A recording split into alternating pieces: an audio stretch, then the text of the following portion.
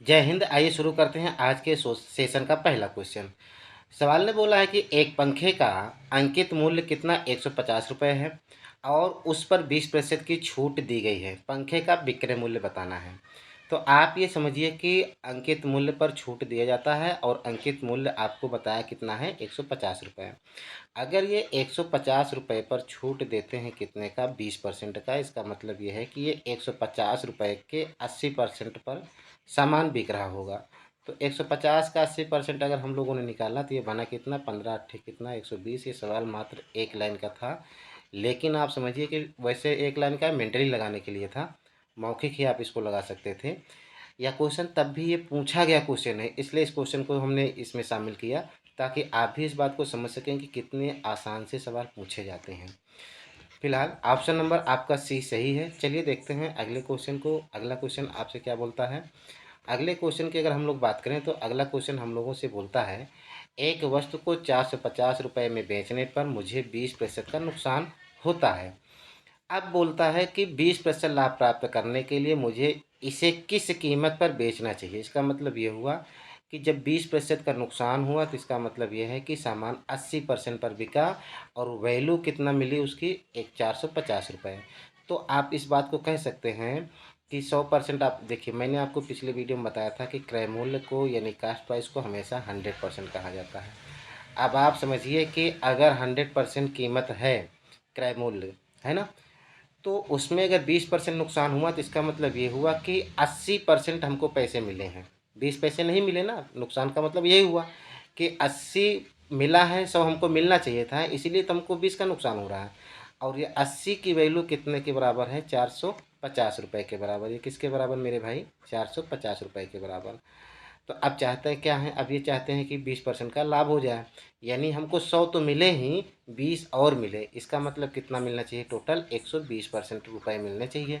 तो 120% की वैल्यू आप पता कर लीजिए कितना होगा।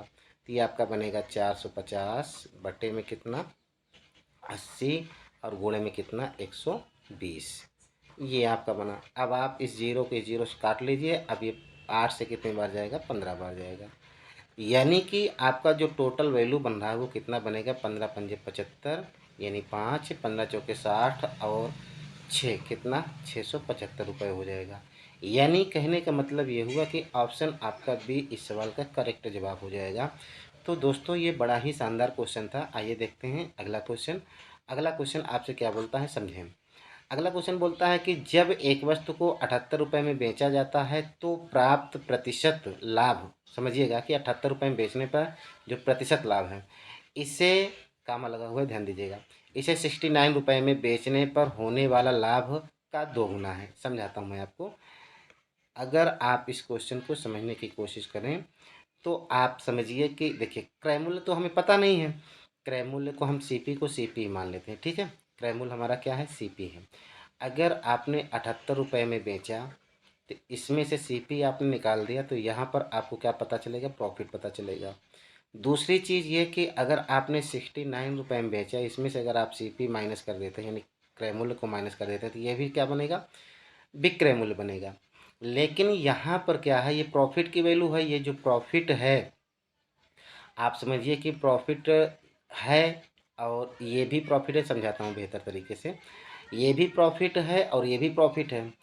अब समझिए ये वाला जो प्रॉफिट है ना, इस वाले प्रॉफिट का डबल है। डबल, हालांकि प्रतिशत में कह रहा है, मैं प्रतिशत बना भी देता हूँ, उससे कोई फ़र्क नहीं पड़ेगा। अगर आप समझिए कि प्रॉफिट इंटू 100 अपान में सीपी करेंगे तो ये बन जाएगा परसेंटेज प्रॉफिट।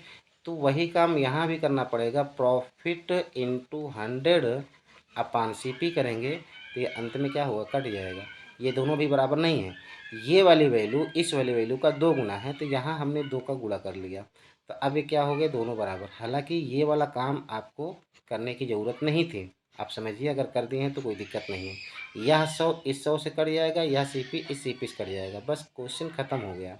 अब आप समझिए कि ये क्या होगा, 2 CP अंदर मल्टीप्लाई होगा, इसका मल्टीप्लाई होगा तो 2 नहीं 18 है ना, 18 और 2 छक्के 12 1 13, और माइनस का 2 CP है ना, मैं डायरेक्ट इस तरफ कर ले रहा हूँ, तो ये हो जाएगा प्लस का 2 CP और माइनस CP है तो बने कितना, सिर्फ और सिर्फ CP बचेगा। नहीं समझ में आ रहा है, फिर से देखिए माइनस सी पी ये है और ये माइनस का 2 CP हो जाएगा, तो -2 CP इस तरफ आएगा तो +2 CP होगा और -CP है यही है। तो इसका मतलब 2 में अगर 1 CP घटेगा 2 CP में से तो 1 CP बच जाएगा। अब ये 78 है प्लस का, इधर आएगा तो माइनस हो जाएगा। ठीक है, तो यही आपका आंसर होगा। ये भी एक ही लाइन का था, ये जो मैंने कर दिया समझने के लिए किया था। चलिए फिलहाल इसको सॉल्व करते हैं। आंसर क्या आ रहा है, 8 में से 8 घटेगा तो 0 बचेगा, 13 में 7 घटेगा तो 6 बचेगा, यानी क्या हुआ आपका आंसर 60 रुपये। ऑप्शन आपका कौन सा बनेगा, ऑप्शन ए आपका बनेगा। आप वैसे भी समझिए कि अगर आपने 60 रुपये में ख़रीदा है, ठीक है, मैं यहाँ इसको अलग से बता दे रहा हूँ। अगर आपने 60 रुपये में ख़रीदा है, इसको आपने एक बार बेच दिया 78 रुपये में, फिर एक बार बेच दिया, बेचने की कोशिश की 69 में, तो यहाँ पर अगर आपको प्रॉफिट मिल रहा है तो कितने का मिल रहा है, 18 का मिल रहा है। यहाँ प्रॉफिट आपको कितने का मिल रहा है, आप कहेंगे 9 का मिल रहा है, तो ये वाली प्रॉफिट इस वाले प्रॉफिट का डबल है ना। तो बस यही बात बता रहा था। परसेंटेज में करते तब भी ऐसे करते तब भी कोई दिक्कत नहीं है, इस बात से आप बिल्कुल परेशान मत होइए। तो फिलहाल दोस्तों आज के लिए बस यही इतना, फिर मिलते हैं हम लोग अगले वीडियो में, तब तक आप देखते रहिए। जय हिंद।